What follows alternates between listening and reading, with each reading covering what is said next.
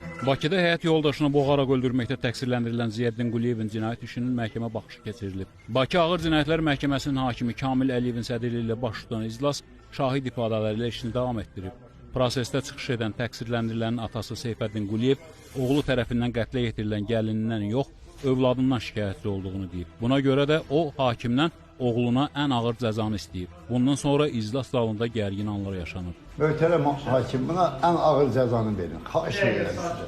Siz şahidsiniz, siz onu istəyə bilməzsiniz. Sıx gözünüzü də biabırıya Məhkəmənin növbəti iclası mayın 1-nə təyin edilib. Qeyd edək ki, hadisə 2025-ci il aprelin 20-sində Bakının Əhmədli qəsəbəsində baş verib. Gənclər yataqxanasında yaşayan 25 yaşlı Aysel Qurbanovanın elektrik naqili ilə qəsdən boğularaq öldürülməsi barədə polisə məlumat verilib. İlkin araşdırmalarla məlum olub ki, Rusiyada yaşayan Ziyəddin Quliyev hadisədən 2 ay əvvəl Bakıya gəlib.